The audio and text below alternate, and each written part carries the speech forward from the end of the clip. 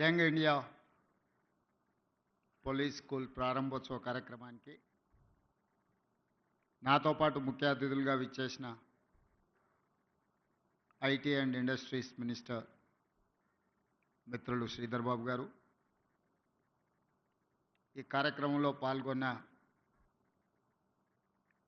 శాసన మండలి chief whip పట్నం మహేందర్ రెడ్డి గారు, స్థానిక పార్లమెంట్ సభ్యులు కొండ విశ్వేశ్వర రెడ్డి గారు, స్థానిక శాసనసభ్యులు మిత్రులు ప్రకాష్ గౌడ్ గారు, చేవెళ్ళ శాసనసభ్యులు యాదయ్య గారు, శాసనసభ్యులు నాగరాజ్ గారు, శాసనసభ్యులు కుంభం అనిల్ రెడ్డి గారు, రాష్ట్ర డీజీపీ జితేందర్ గారు, హైదరాబాద్ పోలీస్ కమిషనర్, ఈ young India police academy police school incharge CV Anand గారు, స్టీఫెన్ రవీంద్ర గారు, ఇతర పోలీసు ఉన్నతాధికారులు, పోలీసు కుటుంబ సభ్యులందరికీ కూడా నా శుభాకాంక్షలు తెలియజేస్తున్నా. హోంగార్డ్ నుంచి డీజీపీ వరకు కాకి డ్రెస్ వేసుకునే ప్రతి పోలీసులకు ఈ యంగ్ ఇండియా పోలీస్ స్కూల్ అనేది అత్యంత ముఖ్యమైనది. తల్లిదండ్రులుగా మీరు మీ విధి నిర్వహణలో కుటుంబానికి సమయం ఇవ్వలేక మీ పిల్లల చదువుల మీద సరైన దృష్టి సారించకపోవడము, మీ పిల్లలు బాగా చదువుకుంటున్నా వాళ్ళు చదువుకుంటున్నారో లేదో అనే ఆందోళనతో పోలీస్ సిబ్బంది, అది హోంగార్డ్ కావచ్చు, వివిధ హోదాలలో ఉన్న పోలీస్ శాఖ సిబ్బంది తల్లిదండ్రుల యొక్క ఆలోచన, వాళ్ళ ఆవేదన ఇది. పోలీస్ కుటుంబాలతో, పోలీస్ శాఖతో నాకు అత్యంత అనుబంధము. ఆ శాఖలో ఉండే సిబ్బంది యొక్క ఆలోచన విధానము నాకు ఒక స్పష్టమైన అవగాహన ఉన్నది. ఎన్నికల సందర్భంలోనే ఎలక్షన్ మేనిఫెస్టోలో నేను ఈ విషయాన్ని పొందుపరచడం జరిగింది. అప్పుడు పోలీస్ శాఖ సిబ్బంది కానీ రాజకీయ నాయకులు కానీ దీని మీద ఎవరు ప్రత్యేకంగా దృష్టి పెట్టలేదు. ఎందుకంటే ఎన్నికల్లో ఇచ్చే హామీలకు ఎన్నికల తర్వాత ఫలితాలు వచ్చిన తర్వాత పెద్దగా ప్రాధాన్యత ఉండదు అన్న ఆలోచన ఉందేమో, అందుకే ఎవరు దీని మీద పెద్దగా దృష్టి పెట్టలే. కానీ దేశ స్వతంత్రం వచ్చిన తర్వాత మొట్టమొదటి ప్రధానమంత్రి పండిత్ జవహర్లాల్ నెహ్రూ గారు ఈ దేశం యొక్క సమస్యను, భవిష్యత్ తరాల యొక్క అవసరాలను గుర్తించి ఆనాడు పండిత్ జవహర్లాల్ నెహ్రూ గారు బిజిలీ, పానీ, సడక్, ఈ దేశం యొక్క మౌలిక స్వరూపం మారాలి అనంటే విద్యుత్తు ఉండాలి, తాగునీరు సాగునీరును అందించాలి,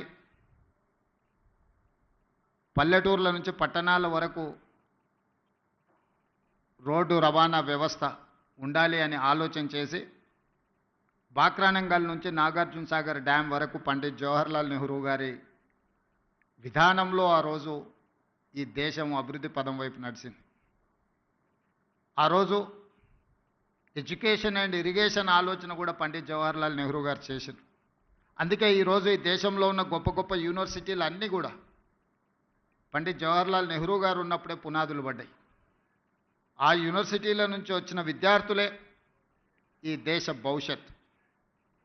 ఆనాడు నిర్మించిన సాగునీటి ప్రాజెక్టులే ఈ దేశం ఆకలి కేకల నుంచి ప్రపంచానికే ఆహార ధాన్యాలను అందించే స్థాయికి ఈరోజు ఈ దేశం అభివృద్ధి చెందింది అంటే ఆనాటి మొట్టమొదటి ప్రధానమంత్రి ఒక గొప్ప ఆలోచన చేసి ఒక దార్శనికత చూపించడంతో ఈరోజు ప్రపంచ దేశాలతో పోటీగా పడగలుగుతుంది. ఆ తర్వాత శ్రీమతి ఇందిరాగాంధీ గారు దళితులు, గిరిజనులు, ఆదివాసీలు, బలహీన వర్గాల యొక్క ఆకలి కేకలను, ఆలోచనను చూసి రోటీ కప్డా ఔర్ మకాన్ అనే స్లోగన్ తోటి ప్రజలకు రోటీ కప్డా ఔర్ మకాన్ అనే విధానాన్ని తీసుకొచ్చి పేదలకు సహాయాన్ని అందించారు. ఆ తర్వాత రాష్ట్రాలను తీసుకున్నప్పుడు ఈ మధ్యకాలంలో ఎక్కడికి వెళ్ళినా పాత్రికేయ మిత్రులు కానీ రాజకీయ విశ్లేషకులు ప్రతి ముఖ్యమంత్రికి ఒక బ్రాండ్ ఉన్నది. మీరు 16 నెలలైంది ముఖ్యమంత్రి అయ్యి మీరు ఏ బ్రాండ్ క్రియేట్ చేసుకోలేకపోతున్నారు ఎందుకు అని ప్రశ్నిస్తున్నారు. నేను చాలా సందర్భాలలో నవ్వి వదిలేసిన. ఎందుకంటే ప్రశ్న అడిగేవాళ్ళు నేను ఏ బ్రాండ్ కోసం ప్రయత్నం చేస్తున్నో వాళ్ళు అవగాహన చేసుకునే పరిస్థితుల్లో లేరు అని. మొట్టమొదటిసారి 2 రూపాయలకు కిలో బియ్యం ఇచ్చిన ఎన్టీ రామారావు గారు పేదవాడు తెల్లన్నం తిన్నప్పుడల్లా వారిని గుర్తు చేసుకుంటాడు. ఐటీ కంపెనీలను, హైటెక్ సిటీని ఇవి చూసినప్పుడు చంద్రబాబు నాయుడు గారు గుర్తొస్తాడని చెప్తారు. అదేవిధంగా జలయజ్ఞం వ్యవసాయాన్ని ప్రాధాన్యతగా తీసుకొని ఉచిత కరెంటు నుంచి సాగునీటి ప్రాజెక్టుల వరకు రైతుల సమస్యలను చర్చించినప్పుడు రైతు బాంధవుడుగా డాక్టర్ వైఎస్ రాజశేఖర రెడ్డి గారు గుర్తొస్తారు. సరే, ఇంకొంతమంది కొన్ని రకాలుగా కొన్ని బ్రాండ్స్ క్లెయిమ్ చేస్తూ ఉంటారు. ఉద్యమకారులమని, తెలంగాణ ప్రదాతలమని. వాళ్ళ గురించి నేను పెద్దగా చర్చించదలుచుకోలేదు. మరి మీరు ఏ బ్రాండ్ లేకుండానే అన్నోటీస్డ్ చీఫ్ మినిస్టర్గా మీరు రావడం పోవడం జరుగుతుందా అని చెప్పి విశ్లేషకులు, శ్రేయోభిలాషులు అడుగుతున్నారు. నేను ఒక మాట చెప్పదలుచుకున్న ఈ వేదిక మీద నుంచి విశ్లేషకులకు, విమర్శకులకు, ఈ రాష్ట్రంలో ఉండే ప్రజలకి, young India is my brand. I wanted to create an brand that is called young India. 1000 సంవత్సరాల చరిత్ర కలిగిన మానవుల కోసం దేశాలు, సరిహద్దులు అనేటివి కృత్రిమంగా మనం సృష్టించుకున్నవే. ఒకప్పుడు రాజ్యాలు ఉన్నప్పుడు బలవంతుడైన రాజు ఆక్రమించుకుంటూ పోతే పెద్ద పెద్ద రాజ్యాలు ఉండేవి. మళ్ళీ సామంతులు స్వతంత్రం ప్రకటించుకుంటే అవి చిన్న రాజ్యాలుగా మారినాయి. రాజ్యాల సరిహద్దులు మనం సృష్టించుకునే.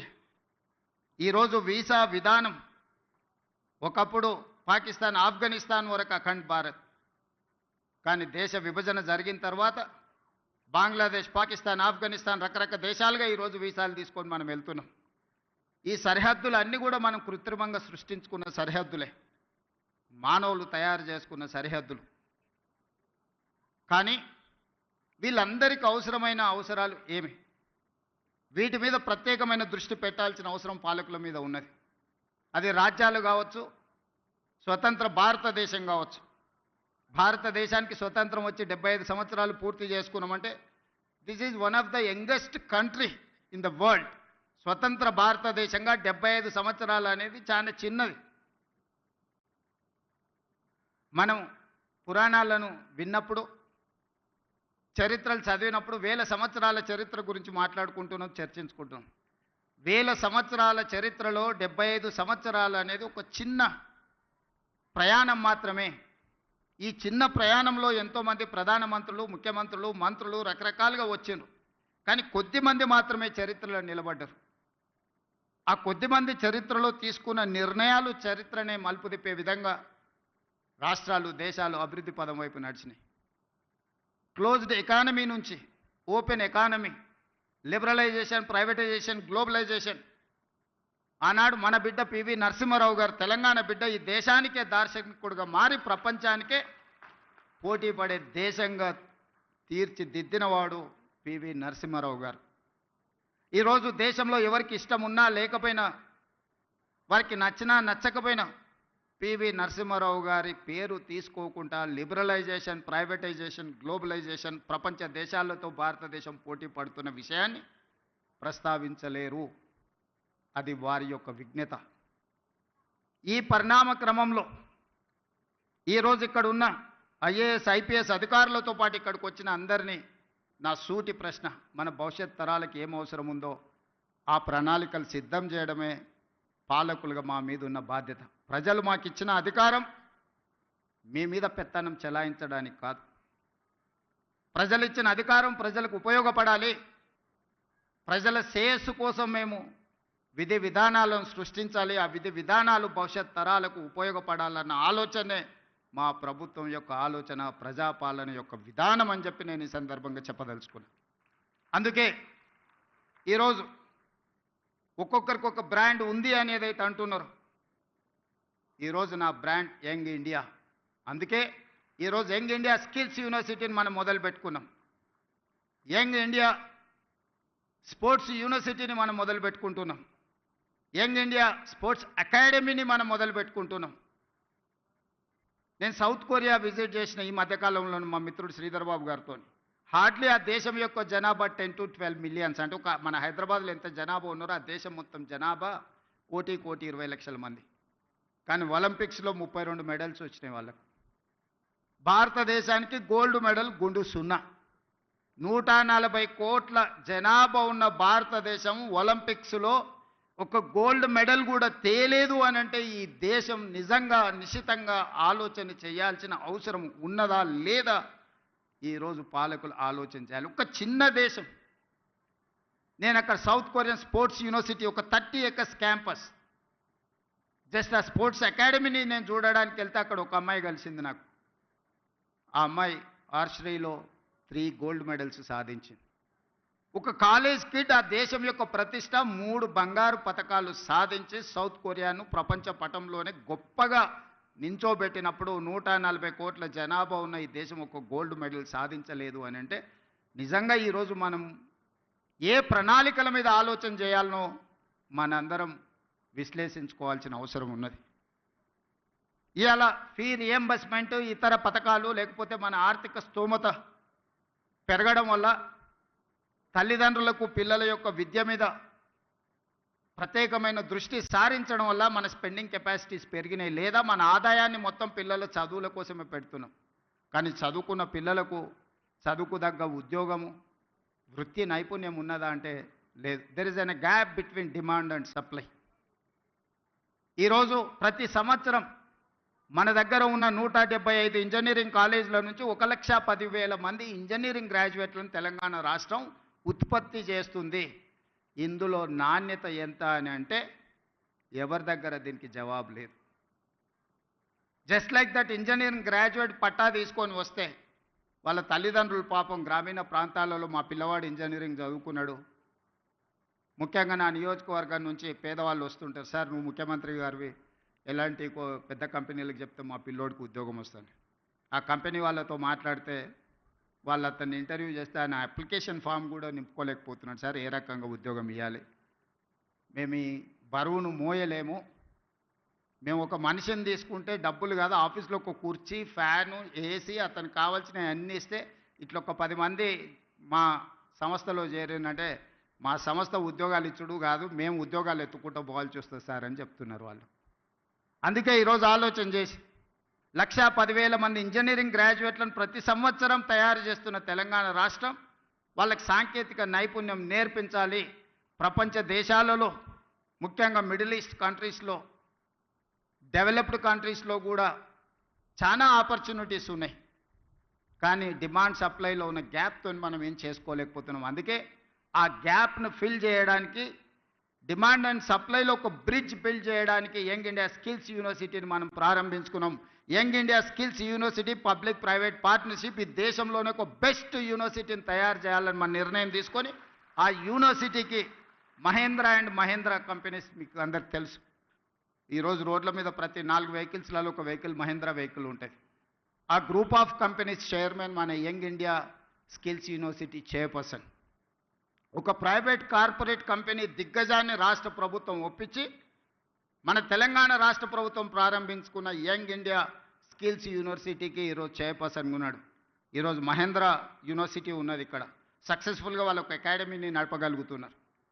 ఆ వ్యక్తినే తెలంగాణ రాష్ట్ర ప్రభుత్వం ఒప్పించి మన యంగ్ ఇండియా స్కిల్స్ యూనివర్సిటీకి ఈరోజు చైర్పర్సన్గా ఉండి 60 ఎకరాలలో ఫ్యూచర్ సిటీలో యూనివర్సిటీని నిర్మించడమే కాకుండా ఒక 500 నుంచి 600 కోట్ల కార్పస్ ఫండ్ ఆ బోర్డుకి ఇవ్వదలుచుకున్నాం. It is autonomous. వాళ్ళు ఏ రూపాయి కూడా రాష్ట్ర ప్రభుత్వం దగ్గరికి రావాల్సిన పని లేదు. ఆ బోర్డులో ఉన్న డైరెక్టర్లు ఈరోజు ఈ రాష్ట్రంలో ఈ దేశంలో ఇంక్లూడింగ్ వేదిక మీద ఉన్న పార్లమెంట్ సభ్యులు అపోలో హాస్పిటల్స్ గ్రూప్ విశ్వేశ్వరరెడ్డి గారి ఫ్యామిలీ కూడా one of the board director in that young India skills university. ఎక్కడ రాజకీయపరమైన ఆలోచన చేయలే. దిగ్గజాలుగా రాణించిన వాళ్ళని బోర్డ్ ఆఫ్ డైరెక్టర్స్గా తీసుకున్నాం. రెడ్డి ల్యాబ్స్ కావచ్చు, అరబిందో కావచ్చు, ఇట్లాంటి కార్పొరేట్ కంపెనీలు సక్సెస్ స్టోరీ ఉన్నోళ్ళు మన young India skills university board of డైరెక్టర్స్గా ఉన్నారు. ఆ బోర్డ్ ఆఫ్ డైరెక్టర్స్కి చైర్పర్సన్గా ఆనంద్ మహేంద్ర ఉన్నాడు. ఈరోజు అదొక సక్సెస్ స్టోరీ కింద ప్రపంచానికే ఒక ఆదర్శంగా స్కిల్ డెవలప్మెంట్లో మనం ఇంతకుముందు స్కిల్స్లో మీకు డిప్లొమా ఉంది, సర్టిఫికెట్ కోర్స్ ఉంది, కానీ డిగ్రీ లేదు. ఇప్పుడు మన యూనివర్సిటీ నుంచే డిగ్రీ ఇస్తున్నాం. ఎందుకంటే వాళ్ళు ఫ్యూచర్లో వాళ్ళు మాస్టర్స్ చదవాలంటే డిగ్రీ సర్టిఫికెట్ లేకపోతే వాళ్ళు ఫర్దర్గా చదవలేరు. అందుకే ఆలోచన చేసి ఆ యంగ్ ఇండియా స్కిల్స్ యూనివర్సిటీలో చదువుకున్న వాళ్ళకు 4 years కోర్స్ కంప్లీట్ చేస్తే వాళ్ళకు డిగ్రీ సర్టిఫికెట్ ఇచ్చి ఇతర దేశాలలో మాస్టర్స్ చదువుకోవడానికి వాళ్ళకు అవకాశం కల్పించినాం. థియరీనే కాకుండా 50% ఆఫ్ ద అకాడమిక్ టైంలో ప్రాక్టికల్స్ ఆయా కార్పొరేట్ కంపెనీలే డైరెక్ట్గా తీసుకొని వాళ్ళ కంపెనీలలో వాళ్ళకి ట్రైనింగ్ ఇచ్చి డైరెక్ట్ రిక్రూట్మెంట్. ఈరోజు స్కిల్స్ యూనివర్సిటీలో శిక్షణ పొందే వాళ్ళను డైరెక్ట్గా ముందుగానే కార్పొరేట్ కంపెనీలు వాళ్ళ దాంట్లో అబ్జర్వ్ చేసుకుంటున్నారు. సో ఈ మధ్య ఫస్ట్ బ్యాచ్ తీసుకున్నారు, అందరికి ఉద్యోగాలు వచ్చినాయి. అందరికి ఎంతమంది చేరారో 100% యంగ్ ఇండియా స్కిల్స్ యూనివర్సిటీలో జాయిన్ అయిన ప్రతి యువకుడికి యువతికి ఈరోజు ఉద్యోగ భద్రత ఉన్నది. వాళ్ళకి సిలబస్ నుంచి శిక్షణ వరకు ఆ కార్పొరేట్ కంపెనీలే బాధ్యత తీసుకున్నాయి. ఉద్యోగ భద్రతను ఆ కార్పొరేట్ కంపెనీలే కల్పిస్తున్నాయి. అదే కాకుండా ఈరోజు యంగ్ ఇండియా స్పోర్ట్స్ యూనివర్సిటీని కూడా మనం as a policy we have taken a decision. ఇప్పుడు ఆ young India sports university sports అకాడమీకి కూడా ఈ దేశంలో ఉండే పెద్ద కార్పొరేట్ కంపెనీలు అందరినీ చేసి పెద్ద కంపెనీల యజమానులే ముందుకు వచ్చారు ఆ బోర్డుకి లేకపోతే ఆ యూనివర్సిటీకి చైర్పర్సన్కి ఉంటామని. ఇప్పుడు ఆ పోటీ పడే వాళ్ళ దగ్గరలో కొంతమందిని షార్ట్ లిస్ట్ చేసి ఈరోజు మనం తీసుకోవాలనుకుంటున్నాం. ఇదే కాదు, ఈరోజు ఎస్సీ ఎస్టీ బీసీ మైనారిటీలకు రెసిడెన్షియల్ స్కూల్స్ పెట్టిన మేము చెప్పినాం. కానీ ఏ స్కూల్కి కానీ ఎక్కడ కనీస వసతులు కూడా లేవు. చిన్న చిన్న పోల్ట్రీ ఫామ్లలోనో లేకపోతే 4 రూముల్లో 2000 మంది స్టూడెంట్స్ని ఉంచే పరిస్థితి. 4 బాత్రూమ్లు ఉంటే 2000 మంది పిల్లలు ఉన్నారు. ఒక్క బాత్రూమ్ ఉంటే 1000 మంది ఆడపిల్లలు ఉన్నారు. ఇట్లాంటి పరిస్థితుల్లో మన దగ్గర ప్రారంభించిన SC ST BC minority residential schools ఏవైతే ఉన్నాయో వాటన్నిటిని కూడా నిశితంగా గమనించి young India integrated residential schools అని ఒక 25 acres క్యాంపస్ విత్ 200 crores డెవలప్మెంట్తోని మొన్ననే 58 స్కూళ్ళకు పర్మిషన్ ఇచ్చిన ప్రతి నియోజకవర్గంలో ఒక young India integrated residential schools where they can study more than 2500 students in one campus. SC ST BC minority and other స్టూడెంట్స్ని ఒక కార్పొరేట్ స్కూళ్ళతో కార్పొరేట్ కాలేజీలతో ఒక యూనివర్సిటీతో పోటీ పడే విధంగా 25 ఎకరాలల్లో ఇన్ఫ్రాస్ట్రక్చర్ కోసం ఈచ్ స్కూల్కి 200 crores మొన్ననే 11,500 crores మన బడ్జెట్లో ఫండ్స్ రిలీజ్ చేసిన. ఎందుకంటే ఈ దేశం భవిష్యత్తు తరగతి గదుల్లో ఉన్నది. తొందరలోనే నిన్న మొన్న బేసిక్ ఎడ్యుకేషన్లోనే గవర్నమెంట్ విధానంలో ఒక చిన్న అస్పష్టత ఉన్నదని నాకు అనిపించింది. నిన్న మొన్న ఎక్స్పర్ట్స్తోని ఎడ్యుకేషన్ కమిషన్తోని జయప్రకాష్ నారాయణ లాంటి వాళ్ళతో చాలామందితో నేను చర్చలు చేసిన. ప్రైవేట్ స్కూల్కి గవర్నమెంట్ స్కూల్కి ఉన్న తేడా ఏంది? ఈ దేశంలో ఈ రాష్ట్రంలో 29,500 గవర్నమెంట్ స్కూల్స్ ఉంటే 18,50,000 మంది స్టూడెంట్స్ ఉన్నారు. కానీ ప్రైవేట్లో 11,500 స్కూల్స్ ఉంటే 36 లక్షల మంది స్టూడెంట్స్ ఉన్నారు. కానీ టీచర్స్ ఎడ్యుకేషన్ క్వాలిఫికేషన్ చూపిస్తే గవర్నమెంట్ స్కూల్స్లో ఉన్న వాళ్ళు ఫార్ బెటర్, హైయెస్ట్ క్వాలిఫికేషన్ ఉంది గవర్నమెంట్లో ఉన్న వాళ్ళకి. ఎంఏ పీజీలు పిహెచ్డీలు చేసిన వాళ్ళు ఉన్నారు, ఎంఏ బిఎడ్ చేసిన వాళ్ళు ఉన్నారు. వేరాజ్ in private schools hardly graduates ఉంటే కూడా ఎక్కువగా ఉన్నది. కానీ 11,500 ప్రైవేట్ స్కూళ్ళల్లో చదువుకుంటున్న విద్యార్థులు 36 లక్షల మంది అయితే 29,500 స్కూల్స్ ఉన్న గవర్నమెంట్లో చదువుకుంటున్నది 18.5 లక్షల మంది విద్యార్థులే చదువుకుంటున్నారు. మన విద్యా విధానంలో లోపం ఎక్కడుందని నేను ఆలోచన చేస్తే 5 years కంప్లీట్ అయిన వాళ్ళనే ఫస్ట్ క్లాస్లో స్కూల్కు పంపాలని గవర్నమెంట్ స్కూల్స్ డెసిషన్ తీసుకుని, whereas in private schools nursery UKG LKG 3 years complete అయినప్పుడే 3+కి నర్సరీ, 4+కి యూకేజీ, 5+కి ఎల్కేజీ, ఆ తర్వాత ఫస్ట్ క్లాస్ నుంచి. సో ఇనీషియల్గానే తల్లిదండ్రులు వాళ్ళ పిల్లల్ని ప్రైవేట్ స్కూల్కి పంపించిన తర్వాత ఫస్ట్ క్లాస్కి మళ్ళీ తీసుకొచ్చి గవర్నమెంట్ స్కూల్లో చేర్పించే విధానమే మనం మొత్తం దెబ్బతినిపోయినాము. అందుకే ఈరోజు ఆలోచన చేసినాం, బేసిక్స్లోనే ప్రభుత్వము విద్యార్థులను చేర్చుకోకపోవడం వల్ల 3 సంవత్సరాలు ప్రైవేట్ స్కూల్లో నర్సరీ, యూకేజీ, ఎల్కేజీకి పోయిన తర్వాత ఫస్ట్ క్లాస్కి మళ్ళీ గవర్నమెంట్ స్కూల్స్కి వచ్చే అవకాశం చాలా తక్కువ ఉంది. కాబట్టి దీనికి పరిష్కారం నర్సరీ, యూకేజీ, ఎల్కేజీ గవర్నమెంట్ ఆధ్వర్యంలోనే పెట్టుకొని ప్రైవేట్ పిల్లలకి ఎట్లయితే ట్రాన్స్పోర్ట్ ఫెసిలిటీ ఎట్లయితే ఇస్తున్నారో ఫ్రీ ఆఫ్ కాస్ట్ మనం ట్రాన్స్పోర్ట్ ఫెసిలిటీతో పాటు బ్రేక్ఫాస్ట్, లంచ్, ఈవినింగ్ స్నాక్స్ కూడా ఈ పిల్లలకి ఇచ్చి ఒక ప్లే స్కూల్ని రన్ చేయాలా. ప్రతి దగ్గర పేదోళ్ళు ఎవరైతే ఉన్నారో మారుమూల పల్లెల్లో, తండాలలో ఉండే పిల్లలకు ఒక మంచి ఎడ్యుకేషన్ ఇవ్వాలి అని ఈ మధ్యలోనే నిర్ణయం తీసుకున్నాం. తొందరలోనే ఇప్పుడు ఫస్ట్ క్లాస్ నుంచి ఉండే విద్యా విధానాన్ని నర్సరీ, ఎల్కేజీ, యూకేజీ వీటన్నిటిని కూడా ఒక కంపోజిషన్ కింద తీసుకొని ఈ ప్రీ స్కూల్ని కూడా ఈరోజు మనం గవర్నమెంట్లో ప్రారంభించుకోవాలనుకుంటున్నాం. ఈరోజు ఈ పోలీస్ స్కూల్ కూడా చాలామంది మా army school, Sainik school, national defence academy నుంచి వచ్చినాం. రకరకాల బ్రాండింగ్ అంటే దేశ సేవలో ఉన్న, దేశ రక్షణలో ఉన్న సిబ్బంది డిఫెన్స్ కానీ, నేవీ కానీ, ఆర్మీ కానీ వాళ్ళ స్కూల్స్ చాలా గొప్పగా చెప్పుకుంటున్నారు. ఆ స్కూల్లో చదవడమే ఒక గొప్ప అవకాశంగా తల్లిదండ్రులు భావిస్తున్నారు. ఆ స్కూల్లో ఉండే పిల్లలు చాలా గొప్పగా, వాళ్ళు చాలా గర్వంగా చెప్పుకుంటున్నారు. నేషనల్ డిఫెన్స్ అకాడమీ నుంచి వచ్చిన, ఆర్మీ స్కూల్ నుంచి వచ్చిన, సైనిక్ స్కూల్ నుంచి వచ్చిన అని. కరెక్ట్, వాళ్ళు బాగున్నారు కాబట్టి చెప్పుకుంటున్నారు. మరి పోలీస్కి ఏమైందని నేను అడుగుతున్నా. మనం కాంపీట్ చేయలేము వాళ్ళతోటి? మనకు శక్తి లేదా? మనకు విజన్ లేదా? పోలీస్ స్కూల్ ఎందుకు కాంపీట్ చేయొద్దు? ఎన్డీఏ స్కూల్తో మనం పోటీ పడలేమా? ఆర్మీ స్కూల్తో మనం పోటీ పడలేమా? వాళ్ళకి ఇస్తున్న ఇన్ఫ్రాస్ట్రక్చర్ గవర్నమెంట్కి ఇవ్వడానికి గవర్నమెంట్కు ఉన్న 3 లక్షల కోట్ల బడ్జెట్లో ఇది ఒక పెద్ద లెక్కన. అందుకే ఈరోజు నేను స్పష్టంగా ఆలోచన చేసి ఇక్కడ వేదిక మీద ఉన్న ఉన్నతాధికారులతో పాటు ఇక్కడ ఉన్న పోలీస్ సిబ్బంది, హోంగార్డ్ నుంచి డీజీపీ వరకు ఉన్న పోలీస్ సిబ్బంది నేను అడుగుతున్నా, మీ బ్రాండ్ మీరు క్రియేట్ చేసుకోండి. ఎక్కడైనా మీ పిల్లలు కలిస్తే నేను పోలీస్ స్కూల్లో చదువుకుంటున్నాను చెప్పుకునే విధంగా ఈ స్కూల్ని తీర్చిదిద్దాలి. మీకు ఏం కావాలనో గవర్నమెంట్ మీతోనుంది, మీ ముఖ్యమంత్రి మీతోనున్నాడు. మీకు నిధులు కావచ్చు, అనుమతులు కావచ్చు, ఏం కావాలన్నా కేజీ టు పీజీ వరకు మీ పోలీస్ స్కూల్ని మీరు తీర్చిదిద్దుకోండి. నేను ఉన్నంతకాలం మీకు నిధులకు కానీ, అనుమతులకు కానీ ఎలాంటి ఇబ్బంది రాదు అని నేను మీకు మాటిస్తున్నా. ఎందుకు మీ పిల్లలు ఆత్మ న్యూనత భావంతో బాధపడాలి? మా తల్లిదండ్రులు పోలీసు ఉద్యోగాలు చేసుకుంటున్నారని చెప్పుకోవడానికి ఎందుకు వాళ్ళు వెనకంజ వేయాలి? ఈ సమాజంలో అందరికంటే ఎక్కువగా సేవలు అందిస్తున్నది, అందరికంటే ఎక్కువగా రక్షణ కల్పిస్తున్నది, అందరికంటే ఎక్కువగా పేదలకు ఉపయోగపడుతున్నది పోలీస్ శాఖ. కానీ అది ఎందుకు మీరు మీ బ్రాండింగ్ మీరు ఎందుకు చెడగొట్టుకుంటున్నారని నేను అడుగుతున్నాను. అల్టిమేట్గా ఏ ఆఫీసర్ అయినా, ఏ చిన్న చిరుద్యోగి అయినా వాళ్ళ జీవితం అంతా కష్టపడేదంతా వాళ్ళ పిల్లల కోసమే కదా. ఆ పిల్లలు మంచిగా చదువుకొని ఈ దేశానికి నాయకత్వం వహించే నాయకులుగానో, ఈ దేశ నిర్మాణంలో పనికొచ్చే అధికారులుగానో రాణిస్తే అంతకంటే తల్లిదండ్రులుగా మీకు ఏముంటుంది సంతోషం అని నేను అడుగుతున్నా. అందుకే ఈ పోలీస్ స్కూల్ మన అందరి బాధ్యత. దీన్ని తీర్చిదిద్దడం అనేది మన సోషల్ రెస్పాన్సిబిలిటీ. నేను విశాల్ గోయల్కి నేను సూచన చేస్తున్నా. ఎందుకంటే సిలికాన్ వ్యాలీతో పోటీ పడే విధంగా షామీర్పేటలో ఫార్మా సైడ్ వీళ్ళు ఒక ఇన్ఫ్రాస్ట్రక్చర్ అంతా క్రియేట్ చేసిండ్రు. ఈరోజు ఫార్మా అంటేనే ఈరోజు వ్యాక్సిన్లో కానీ, బల్క్ డ్రగ్లో కానీ హైదరాబాద్, తెలంగాణకు ఉన్న ఇంపార్టెన్స్ మీకు అందరికీ తెలుసు. అందుకే కార్పొరేట్ కంపెనీలతో మాట్లాడండి. ముఖ్యమంత్రిగా నేను అనుమతిస్తున్న డీజీపీ గారికి, సివి ఆనంద్ గారికి, ఇక్కడ ఉండే ఐటీ కంపెనీల నుంచి ఫార్మా కంపెనీల వరకు పిలిచి మాట్లాడండి.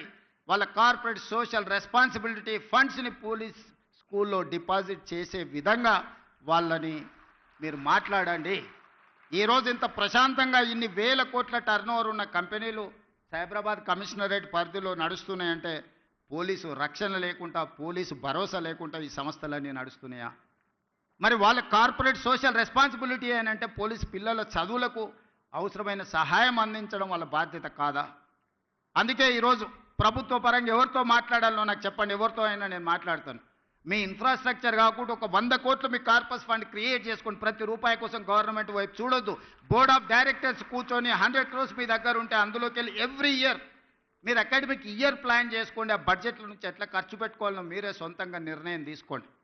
కార్పస్ ఫండ్ క్రియేట్ చేయడానికి అవసరమైన అనుమతులు ఏం కావాలో నాకు చెప్పండి. ఆ అనుమతులన్నింటినీ ఇచ్చే బాధ్యత నాది. యంగ్ ఇండియా అనే title, I have not created this title. Mahatma Gandhi has created this title 1921 నుంచి 1930 వరకు, 1931 వరకు 10 years స్వతంత్ర పోరాటంలో ఒక పత్రికను నడిపిండు. ఆ పత్రిక పేరు young India. That was the voice of India. ఈ భారతదేశం యొక్క ఆత్మ యంగ్ ఇండియాలో ఉంది. యంగ్ ఇండియా సృష్టికర్త మహాత్మా గాంధీ. ఆ స్పిరిట్ నుంచే, ఆ స్ఫూర్తి నుంచే ఈరోజు యంగ్ ఇండియా బ్రాండ్ తెలంగాణ రాష్ట్రంలో క్రియేట్ చేసుకున్నాం. అందరు ముఖ్యమంత్రులకు ఏవైనా వ్యవసాయం ఉండొచ్చు, సాగునీరు ఉండొచ్చు, భోజనం పెట్టి ఉండొచ్చు. My brand is education and employment. ఈ దేశ భవిష్యత్తే తరగతి గదుల్లో ఉందని సంపూర్ణంగా నేను నమ్ముతున్నా. ఈ తరగతి గదులను బలంగా నిర్మించినప్పుడే ఈ దేశ భవిష్యత్తు ఉజ్వలంగా ఉంటుంది. Health, education and employment is my brand. Young India is my brand. దీనికి అన్ని రకాలుగా మా ప్రభుత్వం మీకు సహకారాన్ని అందిస్తుంది. తక్కువ సమయంలో ఇంత మంచి క్యాంపస్ని క్రియేట్ చేసినందుకు అందరినీ మనస్ఫూర్తిగా అభినందిస్తూ, పోలీస్ శాఖ సిబ్బందికి అందరికి సూచన చేస్తున్నాం, మీ పిల్లల్ని ఇక్కడ చేర్పించండి. వీలైనంత మేరకు మీ పిల్లల్ని ఇక్కడ చదివించుకోవడం ద్వారా మీ పిల్లల భవిష్యత్తును తీర్చిదిద్దుకోండి. గోయింగ్ ఫార్వర్డ్ ఏ విధంగా వాళ్ళకి ఇంకా మెరుగైన వసతులు ఏర్పాటు చేయాలనో అన్నిటినీ ఆలోచన చేద్దాం. ఎడ్యుకేషన్ విషయంలో ఏమాత్రం కాంప్రమైజ్ కాకండి. మనం నిర్మాణం చేసుకుందాం. పోలీస్ శాఖలో ఈ మధ్యలోనే క్రికెట్లో వరల్డ్ కప్ ఆడిన సిరాజుద్దీన్ ఈ has passed maybe 12th class. అన్ని ఎగ్జామిషన్స్ ఇచ్చి క్రికెట్లో రాణించినందుకు డిఎస్పీ కార్డర్ పోస్ట్ మీ డిపార్ట్మెంట్లో ఇచ్చిన. బాక్సింగ్ ఛాంపియన్ నిఖత్ జరీన్, ఒక అమ్మాయి బాక్సింగ్ ఛాంపియన్ అయినందుకు ఆ అమ్మాయికి కూడా డిఎస్పీ ఉద్యోగం ఇచ్చినాం పోలీస్ శాఖలో. సో ఈరోజు ఒక సిరాజుద్దీన్, ఒక నిఖత్ జరీన్ చదువులో కాదు క్రీడల్లో రాణించినా కూడా గ్రూప్ 1 క్యాడర్ డిఎస్పీ పోస్టులు వచ్చినాయంటే మీరు మీ పిల్లలకు ఆ స్ఫూర్తిని ఇవ్వండి. ఆ క్రీడాకారులు మీ పోలీస్ శాఖనే కాబట్టి అప్పుడప్పుడు వాళ్ళని ఇక్కడికి వచ్చి పిల్లలతో ఇంటరాక్ట్ అయ్యే విధంగా వాళ్ళను వీక్లీయో, మంత్లీయో, ఎవ్రీ 15 డేస్కో ఎప్పుడు వాళ్ళకి సమయం దొరికినా ask them to spend some time with this kids. దాంతో పిల్లలు ఇన్స్పైర్ అవుతారు. దాంతో వాళ్ళు కూడా ఒక బాధ్యత, వాళ్ళకు కూడా వాళ్ళ స్ఫూర్తితోని కొత్త క్రీడాకారులు తయారవుతే వాళ్ళకు కూడా వాళ్ళ వృత్తి సంతృప్తినిస్తుంది. ఆ విధంగా వాళ్ళకు కూడా డైరెక్షన్ ఇవ్వాల్సిందిగా డీజీపీ గారికి నేను ఆదేశిస్తూ ఇంత మంచి కార్యక్రమాన్ని ఏర్పాటు చేసిన మీ అందరికీ మనస్ఫూర్తిగా అభినందనలు తెలియజేస్తూ మీ దగ్గర సెలవు తీసుకుంటున్నాను. ధన్యవాదాలు మిత్రులారా.